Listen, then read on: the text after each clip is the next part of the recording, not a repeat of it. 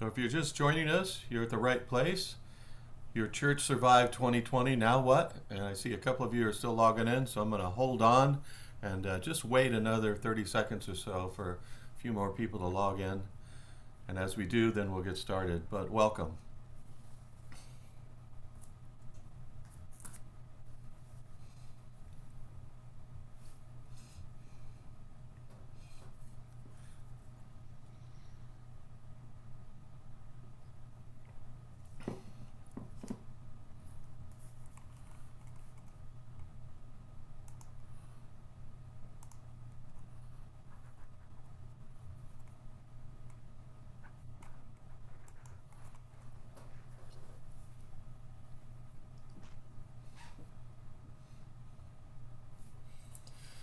Okay, so let's go ahead and get started. I think I've had enough time for a few more of you to get involved. Welcome to our webinar today in LeaderConnect. My name is Mark Bargaehr, and I'll be helping be your guide as we walk through this myriad of ideas on how to build a hybrid church of the future. A lot of us this year have tried a lot of stopgap strategies, or hey, what do we do now? And in each one of the states we're in or the places we're at in our churches, it's been different, unprecedented, some might say. So our topic of Your Church Survived 2020, Now What, I think is very appropriate. We're going to be using some materials today that kind of balance this idea of a hybrid church, of how do we do online and in person, or do we just go one way or the other when the shackles come off from COVID? All of our states have been at a different level. I know in California, where the four guests are today that are with me, it's been a pretty tight lockdown all the way through, and each week has been something brand new. That's why I say we've been using stopgap measures. And a lot of pastors have been talking. We've been doing webinars here on how do we really work through this? How do we move forward? And so I hope today's session, class, webinar, whatever we want to call it, really gives you some ideas. And let me just give you some optimism, because I think 2021 has a lot of good things that can happen this year.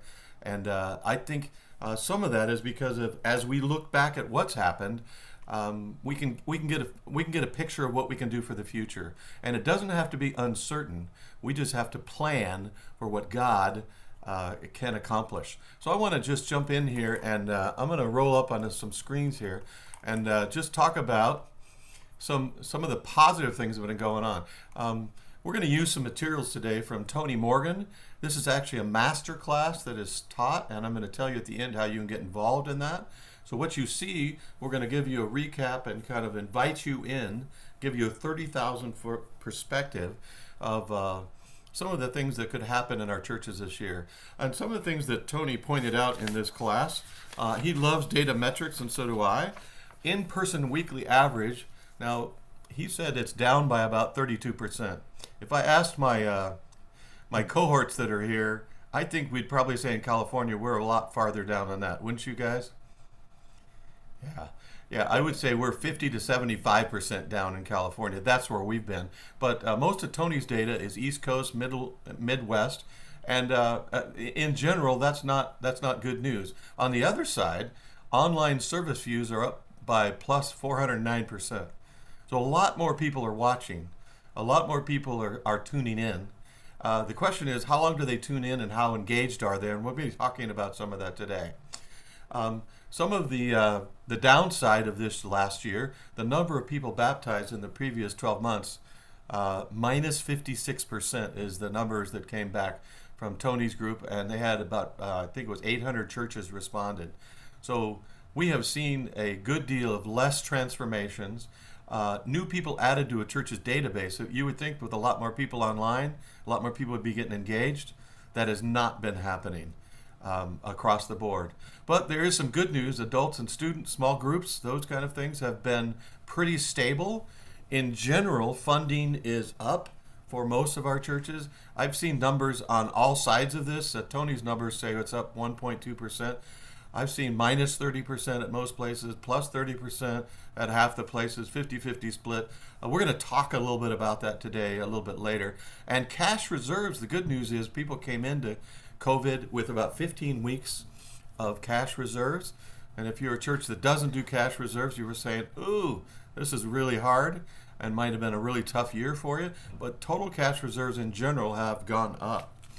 So there is some good news and some different news all the way along here.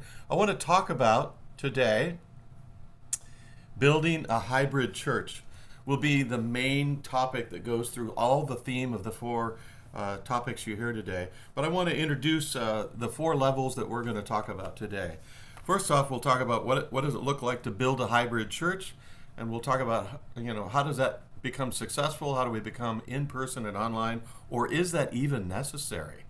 Do we just go back to the way we were? That running theme will go through the others topics. I'll be leading that this morning for a few minutes. And then how do we right size and restructure our staff basically to take care of this new reality that we're living in?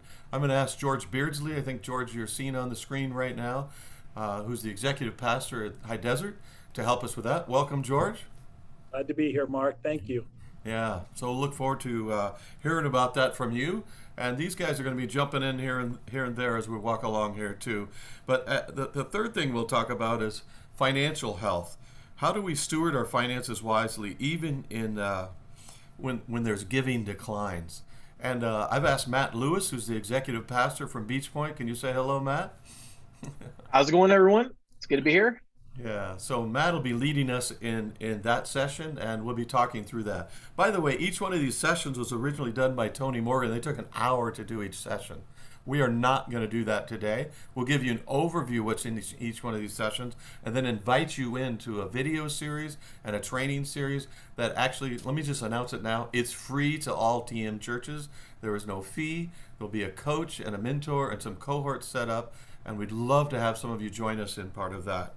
Our fourth session today will be led by Dr. Kirk Mackie, who is part of our TM Chat advocate team. I said that correct, didn't I, Kirk? Doctor, you like to hear that. That's really not necessary. Thank you, my friend. But I also know that you're a missionary for NOVO and Missional Pathway. I really appreciate you being here. You're going to be talking about how do we plan for the future in a time of uncertainty. And that's the hard thing about COVID, isn't it? We really don't know what's coming. But God has some things he wants us to be as the church in this season. And so we'll be looking at that together. So let's jump right in and just talk about how do we build a hybrid church in this kind of season. And I'm just going to spend about, I'm going to keep my guys honest. I'm going to try and be done in about seven minutes here. And just kind of overview some information for you. So first off, what is a hybrid church? This definition, I think, is a good one. It's up on the screen. Hybrid churches are focused on both reaching people outside the church or outside the faith and growing the faith of believers. That means they accomplish that with both online and in-person strategies. And one of the things that we've seen happen this year, and maybe you have, at least in the church consulting and engagement side of chat, we've seen a lot of confusion in how quickly do we need to jump in? There were some churches before this started, this season, that said, we're not going there at all. And all of a sudden they were forced to be online. And we also saw a lot of churches that I think if we said, if they asked the question, do we have to become a hybrid church?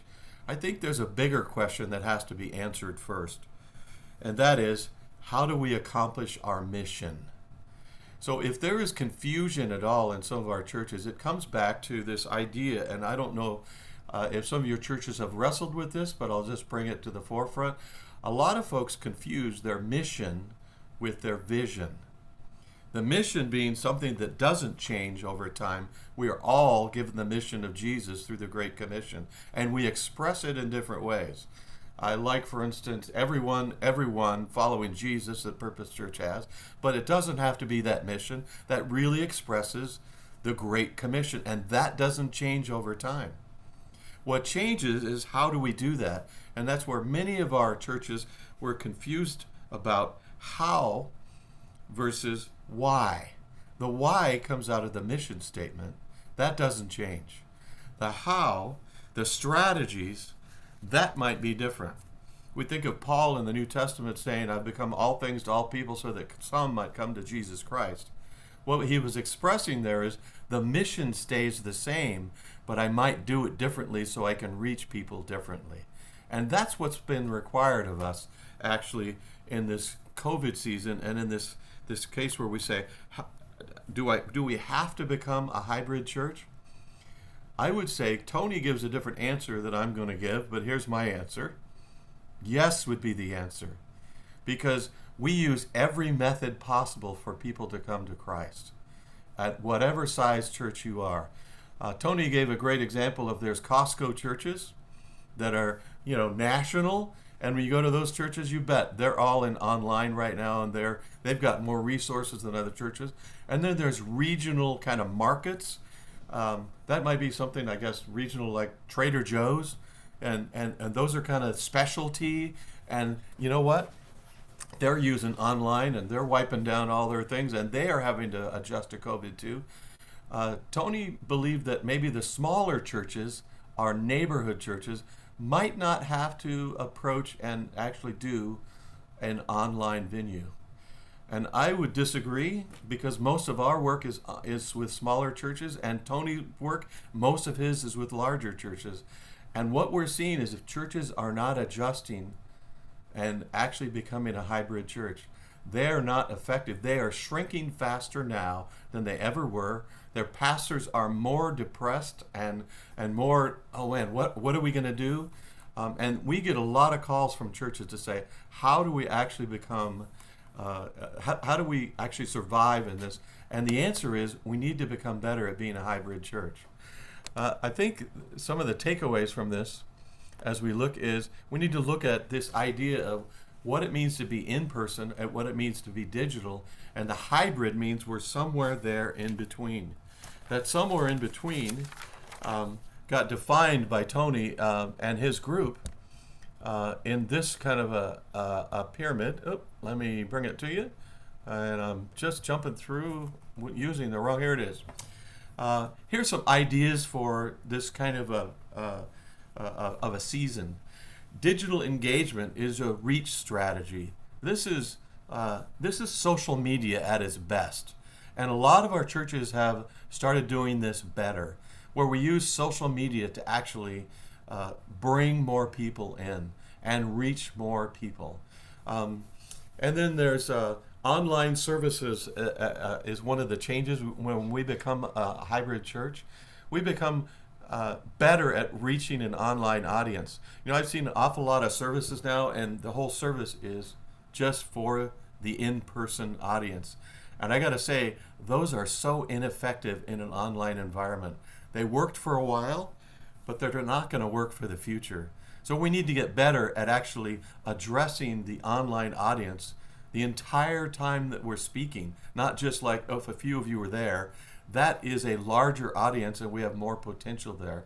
So that means that the online worship service, and Matt, you might, speak into this as a worship leader from the past, but online worship for me really has to change. We can't do this set of 3 up front and 3 at the end, and it just doesn't work like it works in person. So we're learning more and more that has to change. That's why many of these things are addressed with chat services where we come and help you talk about those things, wrestle with those things, and figure those things out.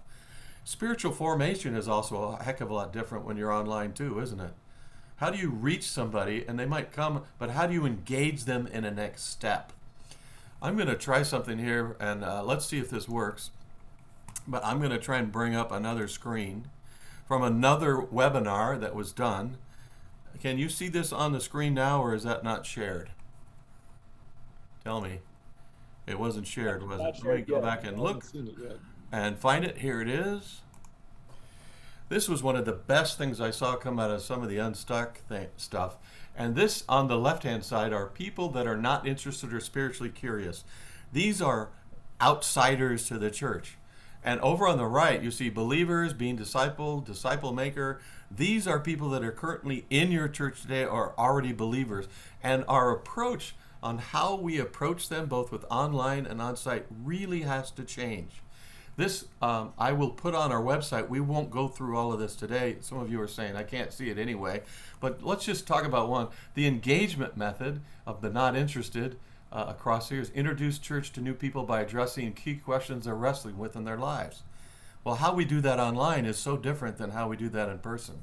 We help them find answers to life. We point them to small next steps, and we use digital content and digital resources. So to engage them, you'll notice here, engage with more digital products. Whereas when they're in the church, you might hand them the brochure. Here's our small class. Here's our small groups. Here, come and reach the pastor. How do we do that? We've got to take some big next steps there, as well as some small next steps. And we need to have some lead indicators and lag indicators. Or are we doing it correctly?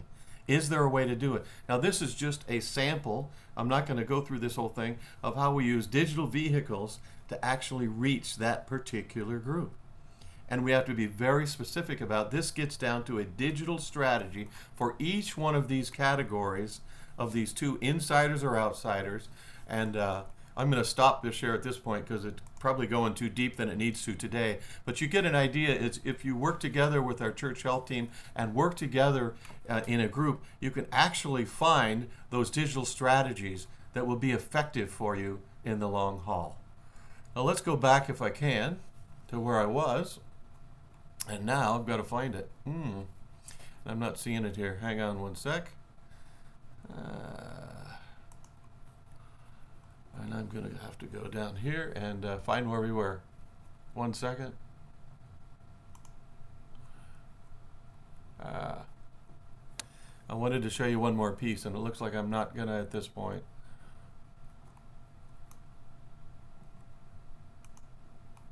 That's not it. That's not it. So, and where was it? Okay, I'm just going to log out of that and come back to it. Well, let me end with a couple of ideas here. We've talked about how do we accomplish our mission needs to be our number one objective, and is online and in person a way to do that? We believe it is. What does a hybrid church look like? A hybrid church looks like combining both of those methods into a best scenario so that you can reach more people for Jesus Christ. And I showed you the 5 stages of a person's spiritual journey across the top of there. And in this case, what I wanted to say is we need to get so much better at how do we engage people. For those of you that were with us in a chat session previously, we brought Nona Jones and her idea of there's a difference between social media and social ministry where we actually engage people in a deeper way. So hybrid church gives us a lot more options, gives us a lot more capabilities, and I might ask you at this point, how are you going to carry out the mission God has given your church for this time and for this culture? One way would be the hybrid church. And I hope that at least our overview of this particular section gives you some ideas. Tony's class will give you a bunch more, a lot better than what I've done here, but I hope this 30,000-foot perspective has given you some ideas for hybrid church. I was going to ask my cohorts that are here on the screen, any questions or things I didn't cover here that you'd like to bring up at this point that we could talk about just for a minute or two? Well, you did a great job addressing that, Mark. Doug had a great question in the chat. And I think, when people finally realize they're going to move to a hybrid model, there are going to be various expressions of what that hybrid model looks like.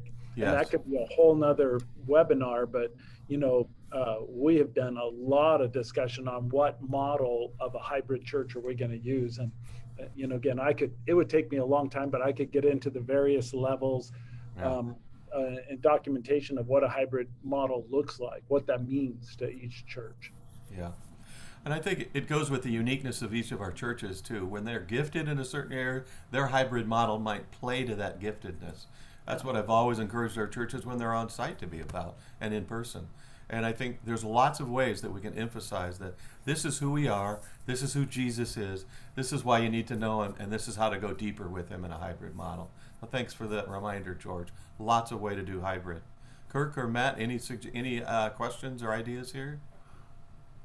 As it relates to hybrid? Yes.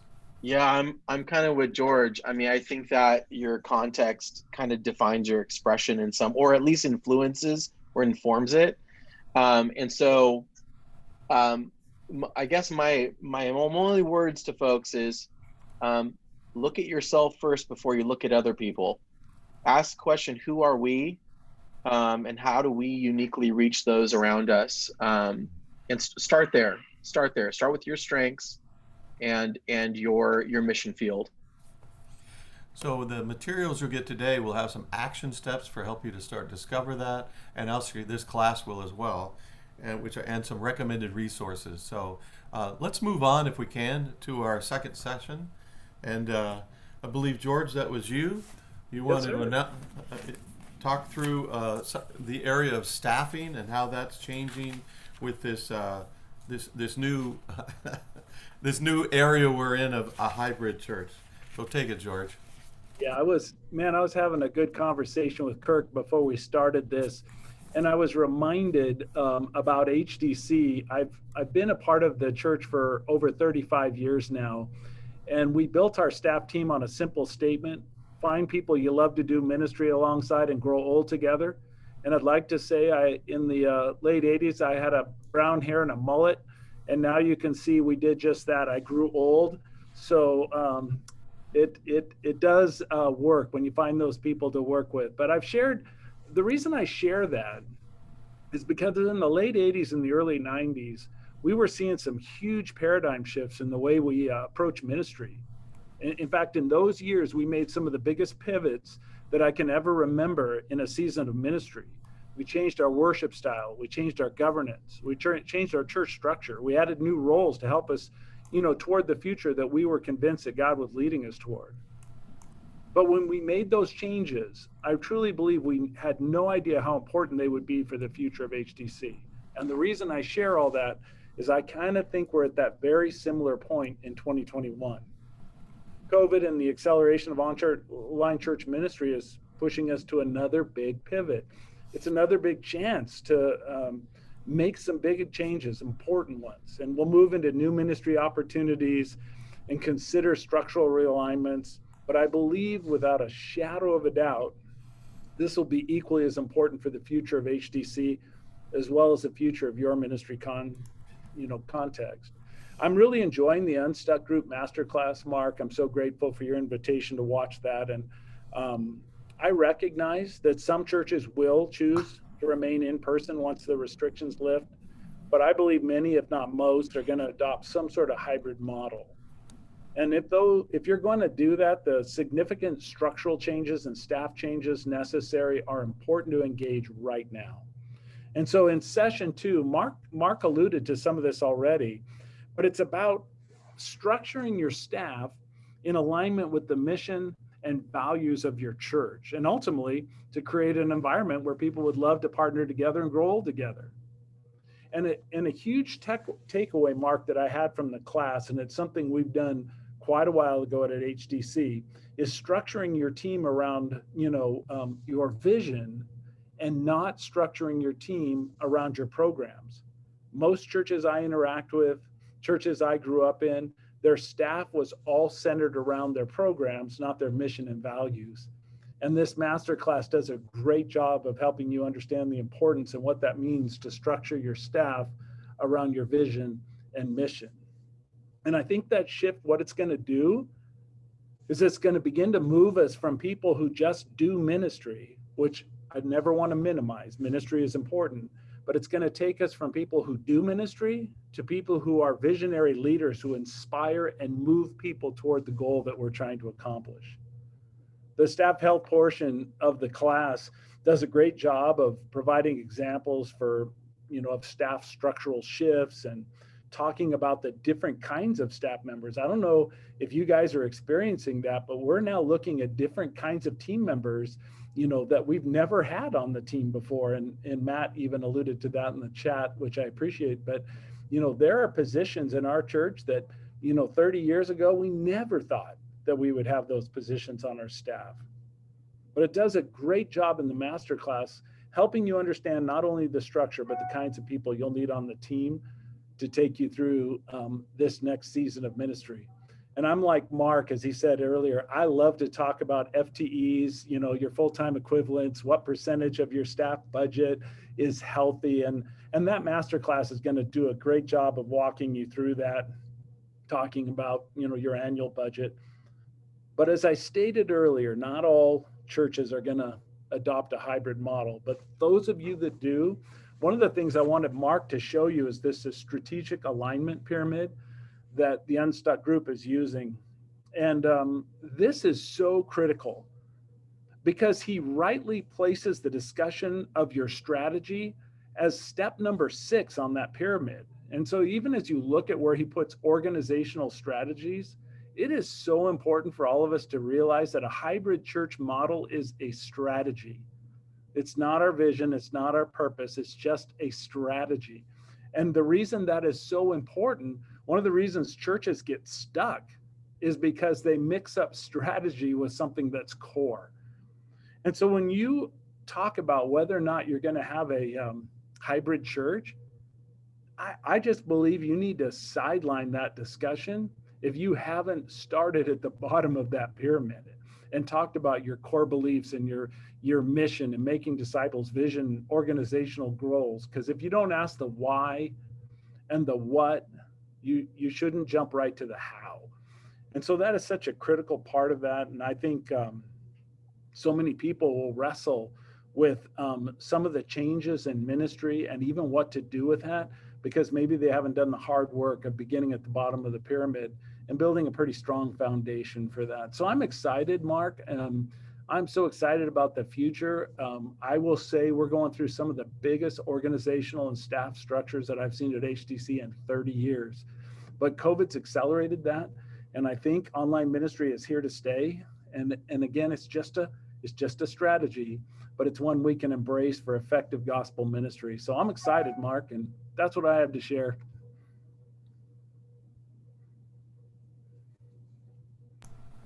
Well, George, thanks for sharing your heart. And I know you haven't shared any of the personal stuff. Is there anything on staffing at HTC that you can share?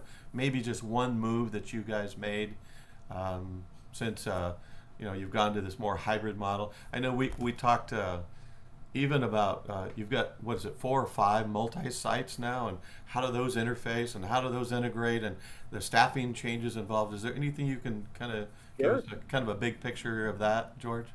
Yeah, be happy to tell you some of the personal things we've been going through. One of the big positions we hired toward the end of the last year was an online expression staff person. So we now have a staff person who's given oversight to our online expression. We're beefing up the support roles that happen in our online content production. But another thing that we really did is move away from teams that would operate within the 5 different expressions. So like you said, we have 4 physical campuses and now an online campus. And we no longer, one of our big pivots is we no longer have teams for each individual campus. We partner together and take the various strengths that we have as a staff and apply those to all 5 expressions. Okay. We literally consider ourselves a church with 5 expressions, and our staff has been restructured. So if you're moving families toward the goal of changing their worlds for Christ, if you're moving students, if you're moving whatever, you're a part of that process in a collaborative sense for the whole 5 expressions. So we've been changing our staffing. We're finding that it makes us a little more lean. Tony Morgan does a good job of talking about how churches with a lower FTE are typically healthier, they're leaner, they're able to pivot more quickly, less siloed as it was in our 4 campus model. So we're seeing some really exciting shifts, if that answers your question, Mark. It does, and even in a one service model, not multi-site, would you say that there needs to be some reallocation as well of that thought of maybe having an online kind of digital person or somebody that's in charge to help move the church in that way? I mean, because what we're seeing is it used to be the youth pastor, but now the youth pastor is also the digital, person that's actually doing social media and social engagement. And in fact, so some of the job is shifting actually from where it was before. Would you see that in our smaller churches as well, George? Is that something you would say, yeah, that's something you need to do or wrestle with? Having someone in charge of the online expression? Mm-hmm. You know, I'm not really, thank you. That's a great question. I'm not really sure because honestly, when we look, we're still thinking through the model. So I'd hate to sound like I was a subject matter expert. Yeah. But right now, one of the things that become really critical is we have the person that we hired for online engagement is actually talking through what our if we could call it our online weekend expression would be. Okay. Because what's become really critical is we pivoted one of our staff into engagement. And I think even Doug in the chat expressed about, will this digital expression be completely digital? Relationships, discipleship process. And for us, this goes back to your hybrid model. We really want to move people to in-person relationships. Yes. And that doesn't necessarily mean that we need them to come here on the weekend.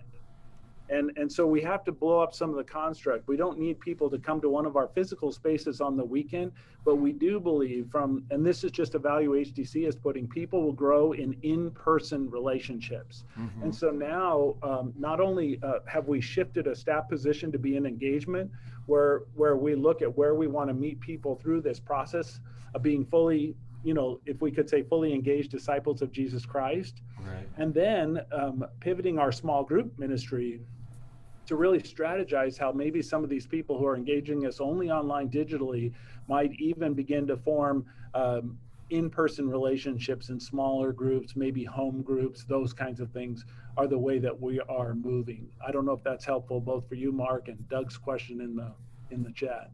Yeah, I think it was. I think it kind of covers both of those. Thank you, George, for your heart and for your sharing your ideas here today. So we're excited for where we're going, Mark. Yeah, well, I'm good. I see this. I mean, I talk to a lot of pastors and I hear a lot of downers, but I go, this is opportunity right in front of us. To me, this is like the Gutenberg press was just invented, and now we get to use it in a different way. And if you've studied that shift, that paradigm shift, that's the same thing when online started, happened to businesses, and we see that going. What an opportunity for the church. Mark, can I just say one other thing, man, just because this is so critical. I know that I represent, I don't know where I'm in the paradigm of hybrid church. I still think God wants us in personal, physical communication because I think that's where the one another's of scriptures is best articulated. I think what has to blow up for us, Mark, is the need for us to say that I don't think that really occurred for us during weekend services anyway. And it's amazing how we hold on tight to those physical weekend expressions, which I love, and I think they're important. But man, those one another's weren't even happening there. Yes. And so getting people into these smaller communities and having this hybrid of digital and smaller communities, man, that is so critical. Done preaching. Sorry, Mark. That's okay. As you carry the same sentiment as me, and that is, this can make us better as we walk through this. It's a hard time, but hard times help us get better at what God's called us to do. Thanks for reminding us of that, George. So I see Matt down here. He's ready to go. He wants to talk about financial health, right, Matt? That's what you're going to talk about? And how do we steward our finances wisely, Matt, and position our church to make ends meet, even in seasons of decline? And I know you can address some of that in this third section about financial health. Yeah, that's that's the question, right, Mark, that Tony in the hybrid masterclass, he asked the question, how do we steward our finances wisely and position our church to make ends meet? I'd actually say position our church to thrive, not just make ends meet in a season when giving declines. I would start with this. I actually wrote out my notes and I went, wait, pause. This all has to start with prayerful discernment and moving together in wisdom. Those are two key critical components, at least in our church. We prayerfully discern and we don't operate in silos. So we move together in wisdom. And so our language is, it seems to us, this is what the Lord is calling us to. So let's move together. And so what I want to really talk about is Tony put something into words we've been doing for a while. I know other churches do this as well, but in order to do this, we've got to develop key strategies, really intentional strategies around 3 key areas. And those areas are what I call an intentional discipleship strategy, second, an intentional expenditure strategy or budget strategy, and then third, an intentional investment strategy. And this is maybe the area where I kind of, in the hybrid masterclass, differ in language, but intentional discipleship strategy. In fact, I kind of reflect back on all my education in seminary. I never once did any professor actually talk about generosity, biblical generosity. Never did they equip us to disciple people around biblical generosity. And so I just really believe that in this area, discipleship around money and generosity is pretty weak in our churches. And so we only typically hear, our congregations only hear about money when we need it. And so we have developed a culture around generosity, and we probably need to, we probably got to change the culture. And so I love Mark Bargaehr. He talks about different levels of generosity. He talks about spontaneous givers, and moving people along this kind of, moving people as you're discipling them from spontaneous to consistent to proportional and then to radical, right? Spontaneous, consistent, proportional, and then radical. And so how do we do this? How do we actually create a strategy around, for us, and I'll be really honest, COVID has really disrupted this, because we've primarily been in in a survival. I think pivot has become a 4-letter word. We were doing so much pivoting. How do we ground ourselves and just create rhythm? Pivot is actually not a good rhythm to live in. So for us, when we're doing this at our best, we're teaching on this. So the key is, do not be afraid to teach on this. And it's actually really interesting. It's fascinating to me that, in the world, for lack of better, in the world, we can talk about making money all day long. That's no big deal. In fact, it's kind of the centerpiece, the love of money. And I'm not saying we should teach that. What I'm saying is the topic isn't off the table. But in the church, it's like one of the most taboo topics for us to talk about. And it shouldn't be taboo, because Jesus has much to say about this. So it shouldn't be taboo. We should actually teach on this, and we should redeem the conversation. And one of the ways we've done this is, instead of creating a sermon series around generosity, which we do, we've essentially taken our hosting, or a moment in every service, to kind of do a micro sermon. So whether it's sharing a story, and celebrating ways in which this kind of collective generosity, the ways in which that's actually having impact and helping accomplish the vision that we've been called to. We've just seen more traction, and you build culture if you do things more often over the long haul than if you do, short term for a few weeks.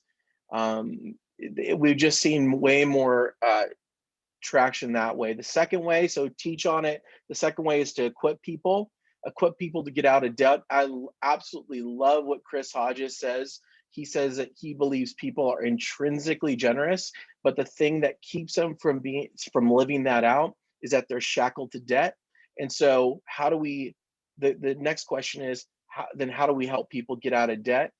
We run Financial Peace University. I know there's other options out there, but we actually create opportunities for people in our church to experience financial freedom. And so we teach them, right? We teach them how to to give, save, and live, even when they're really at the most, basic level.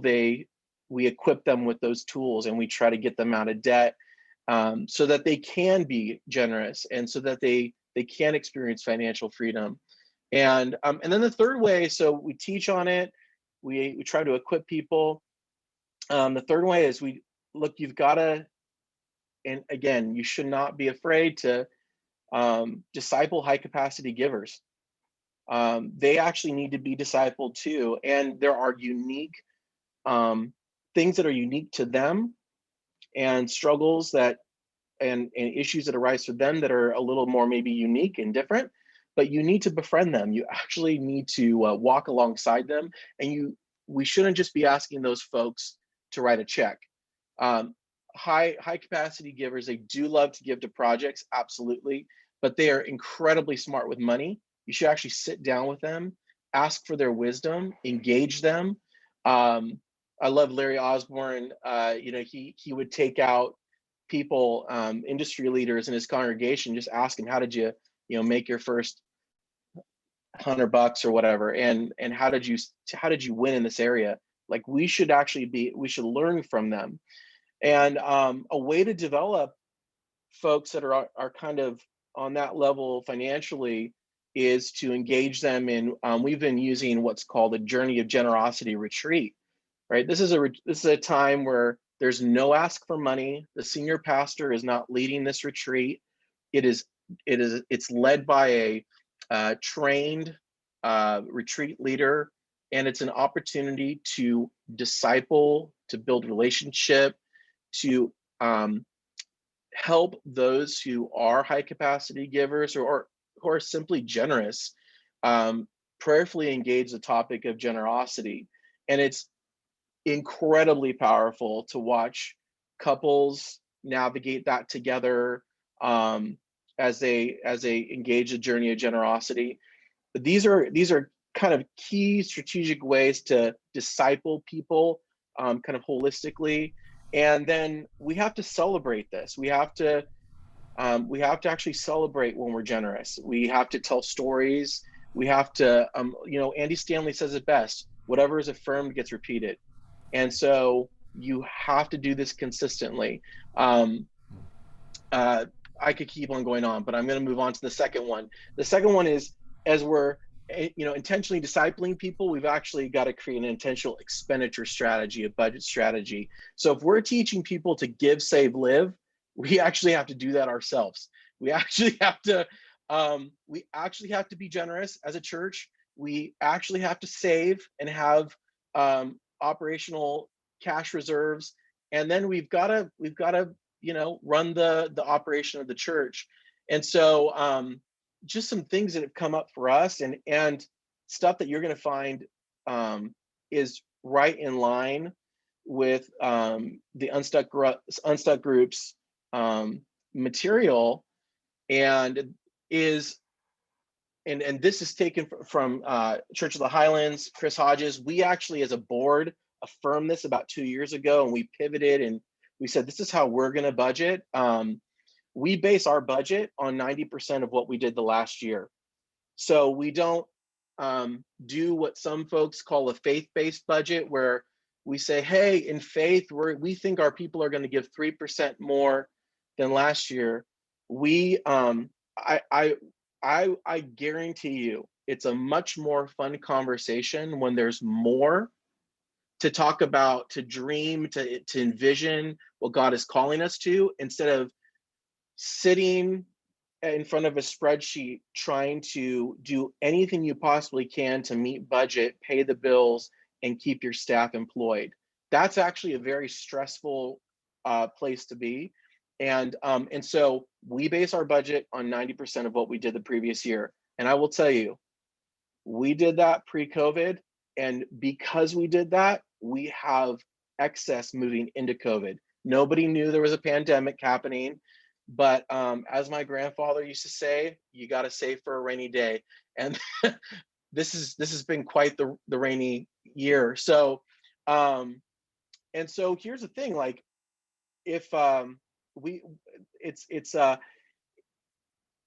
I know this, that might be discouraging to hear, oh man, plan for less money than the previous year. I just believe when there's vision and we're discipling people, you're actually going to exceed, and that's happened for us. You're actually going to exceed the previous year. And so margin is very important. It's very, very important. So as we're planning our budget and creating margin, then we want to have a cash reserve. You know, one of the things I think what we've learned in COVID is that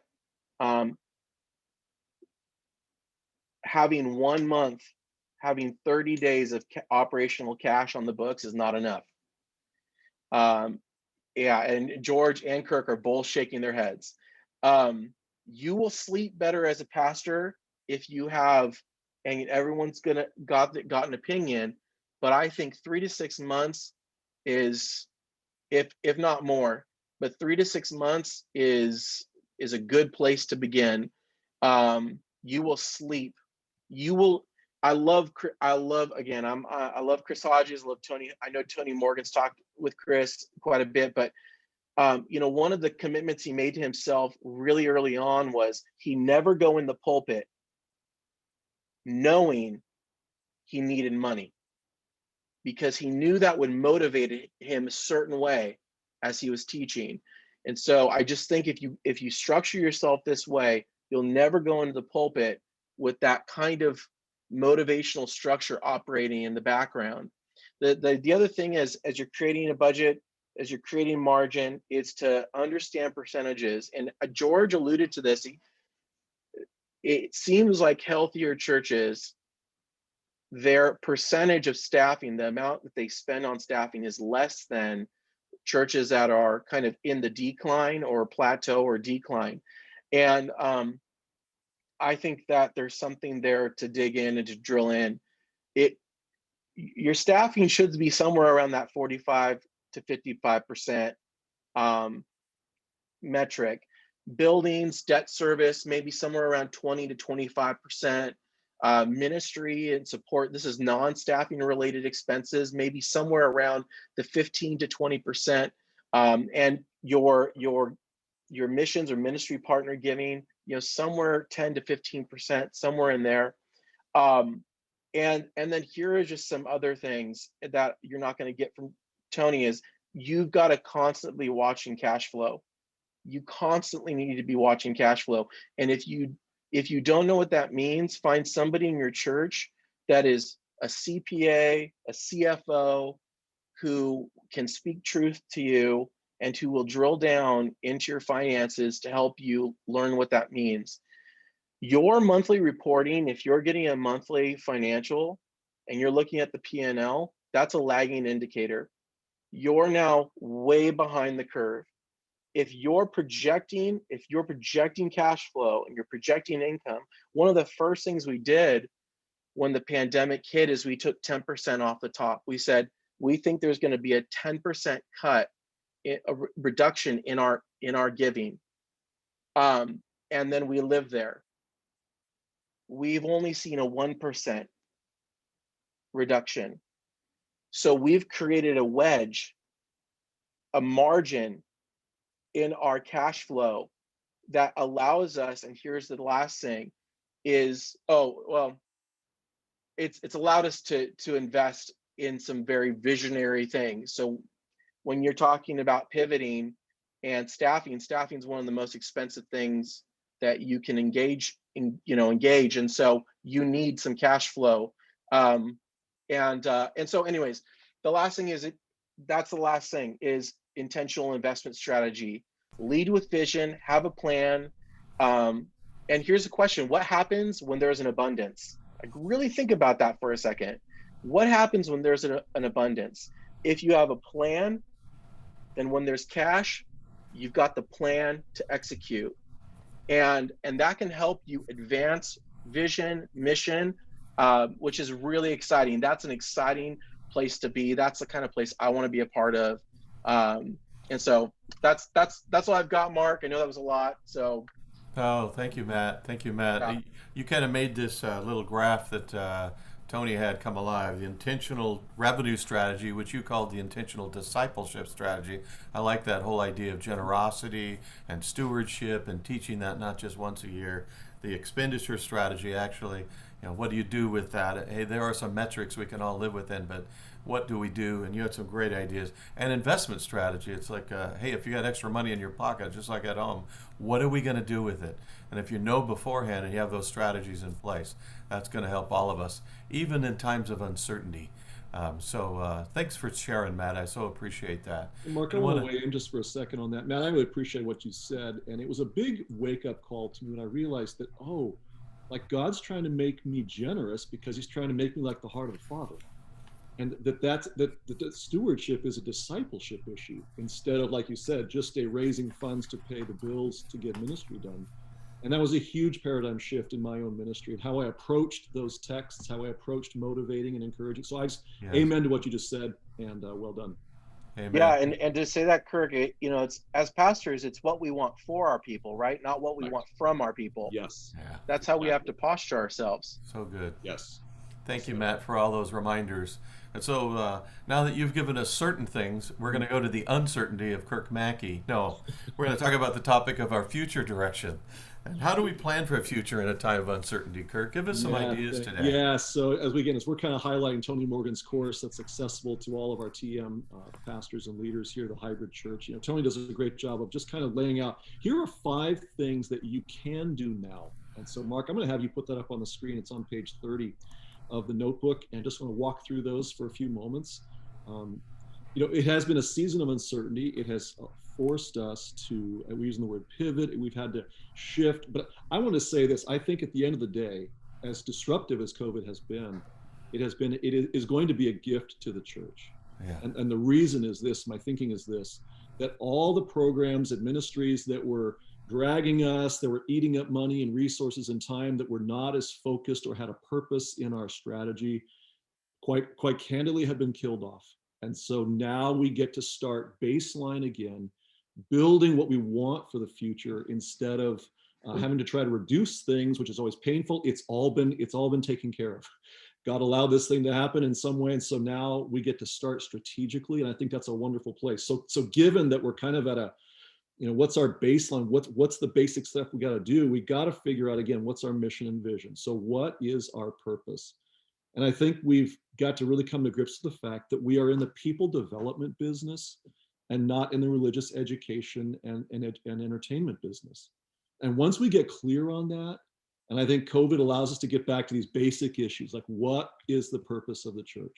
If we can clarify, we're developing people to be disciples who are generous and who make other disciples and who transform their worlds for Jesus, then we will build our ministry around those purposes instead of always what we've always done. So, the question of what God's calling us to do in the future, what does it mean to be disciple makers who impact our cities for Jesus? I love the idea of how do we know what we're winning? Often we're still struggle with metrics, like if we're accomplishing our purpose, how would we know? Are there things we can look at? Are there ways we can measure that? And the old measurables from the old days, what I call the ABCs, attendance, buildings, and cash, those no longer hold any water. I don't think they were biblical to begin with, but they certainly don't help us now. And so we're wrestling with what do we do with our buildings and how do we make strategic use of them in the middle of a pandemic and beyond? So I think this is a great time to ask, how do we know when we're fulfilling the mission? Second point that Tony goes over that's important is, where has God placed our church? What is our reach strategy? We've touched on it a little bit already today. Who should we be focused on reaching in this mission field? And as I work with churches, one of the things I know is that we sometimes have an idea of who we want to reach, but then we don't know actually what's important to those people. Like we think we know, and we want them to have our values, but we don't really know what's important to them. And if we're going to do mission and effectively, we're going to have to think like missionaries. Where are the people coming from? And as distorted and all those things from a biblical worldview, we have to get honest about what that is and meet them where they are. And then how will our ministry strategy, engage those people? We're going to have to get out of the buildings when COVID lets up a little bit. I think the idea that we're just going to make church better and they're going to come, that ship sailed a long time ago. It's time for us to be Jesus in the cities. I love what George was talking about getting into groups, off campus and stuff like that. We're going to have to, I think we're going to upend a lot of the way we think about it, but it's a strategic time to do that. So what's our ministry strategy? What are we going to do next in this upcoming season? And then we move to discipleship strategy. We've been touching on this a little bit, but how do we help people move from where they are to where God wants them to be? And as we're saying, I think there's going to be digital pieces to that. There's going to be sort of analog, in-person stuff, and wrestling with how do we leverage those together? How do we help people grow in Jesus?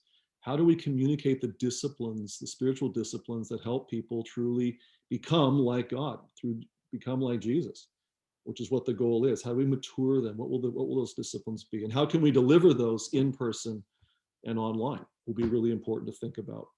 Reducing complexity, so many churches I work with have been so needlessly overly complex with so many ministries, so much going on. And again, COVID has kind of wiped all that out. So that's a beautiful thing we can build from scratch. And I think also the question of governance. I've seen so many churches still have very antiquated governance systems, boards and committees that just crush people's spirit, take up so much time, and don't accomplish much. It's sad to me when I ask people about what's their ministry and they describe boards and committees as if ministry is management. I think ministry is about people development, making disciples, and we've gotten that really confused. So, Mark, you and I and others here, we work strongly with the accountable leadership model. We are more than happy to come help churches put that into place, because wherever I've seen that land, it has just opened them up and made them so much more effective. So perhaps this is a time in the life of our church to talk about new ministry, new focus, and even new governance and accountability, and streamlining that process. And then finally, Tony does a great job of just saying, hey, look, we got to empower leaders. We've got to let lead pastors and pastoral teams do what they do best, get away from the stuff that sucks time and life and energy away from them. And remember that when leaders are at their best, they are making other leaders. And only leaders can make leaders. And so we need them to be freed up to do that. So I think as we're going into this new future, there's a lot of possibilities that if you're kind of open-minded and say, hey, God, what do you want to do? He's going to do something. God's not caught off guard by this. I think that's something we get all nervous. What's going to happen? God's got this. He'll take us through. He'll reform our ministries. I think good days are coming. So I think Tony's got some great stuff. We can access this through TM. It's great material, and I think can be very helpful. Well, Kirk, thank you for sharing those 5 steps and helping us all understand this should be a time of rehoning, recalibrating, readjusting, God rescuing us from the ways we used to do stuff, and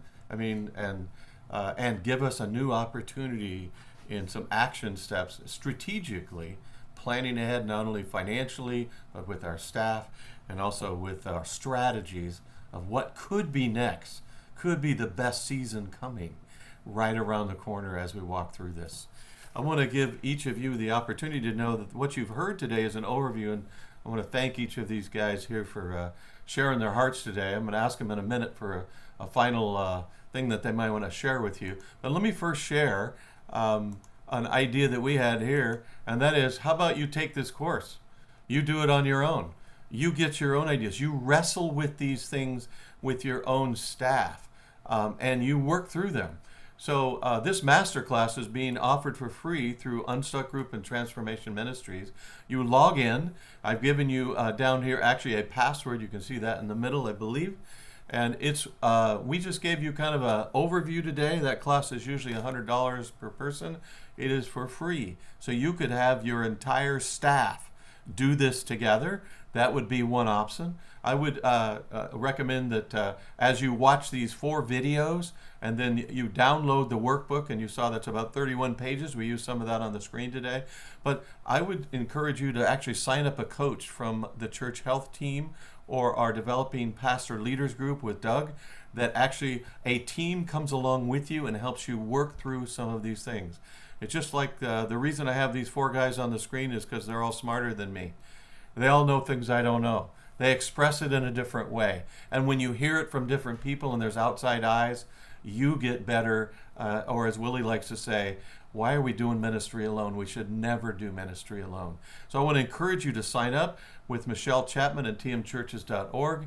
You can just take that down. This is going to be posted on our website, so you don't have to memorize all this and try and get this all down. This entire page will be there, and then you can take a look at it, sign your staff, your pastor, you as the pastor up, and take advantage of this resource. Don't let this go by. If you at all were activated by anything said by any of these gentlemen today, I'd encourage you to actually sign up for this and do something about it. Actually get involved. So I want to ask one at a time, if we could, George, Kirk, and Matt, any final words for our listeners today that you'd just like to say? Maybe one sentence, one paragraph, if I can just limit you to that, because we're right at our time limit here. Anything you want to say, George, Kirk, or Matt, as a final item to just our listeners today? Yeah, so I'll jump in since I was just coming off the last session. So now's the time to be bold, be courageous, lean in, let God stretch you, and let's see what God will do. Yeah, I would just agree with what Kirk has shared and say these are exciting times. Time to let go of maybe some of your past paradigms, and even just lean into what you truly believe your ecclesiology is, because I think we get confused with our practice and our biblical ecclesiology. So lean into that discussion. Yeah, great. Thank you, George. Yeah, same thing. I echo what all the other two guys said. You know, this is an exciting time. It's just go with God. Do this with Him. He'll lead you. Yeah. Amen. Yeah. So great reminder, and I'll just remind myself as well, because I come from this background of, hey, go figure it all out, strategically do it all. Don't forget to include God on the front end. Get on your knees. Get right in front of Jesus and say, what is it you want us to do next? And when your team does that, you align together and their Holy Spirit is with you, a lot of things are possible for you in the future. I want to invite you today, I just want to thank you for being here. We'll have another sessions of these webinars after Easter. Isn't that good to know, pastors? There are not more of these to sit through until after Easter, but we're going to have some exciting sessions after Easter. You'll also want to look up on our website, Mustard Seed is coming up. So you want to check that out. And there's some other events that are happening in May. Also, just to announce this out loud, I don't know if it's been in every group yet, our conference we do once a year in October is being moved back to February of next year. So if you've got it, George, on your calendar, I remember you said you did, take that off your calendar and go ahead and put that into next year in February. We'll hear more about that in the future. Thanks again for being with us. Can I just pray a blessing over us as we go? Father God, thank you for each of these individuals. Thank you for Tony Morgan and the Unstuck Group and all of these individuals that have spoken to our hearts. May we hear from you and discern what you want us to do in bold next steps. In this season of uncertainty, may we adopt just let's be on our knees before you and see where you want to take us. But Father, help us to plan strategically for what you have for this next season. We're excited about it. Thanks, Lord, for walking with us. We pray this in Jesus' name. Amen. Amen. Thanks, everybody, for being with us. Thank you to each of our leaders here, Kirk, Matt, and George. Thank you for being with us. Blessings.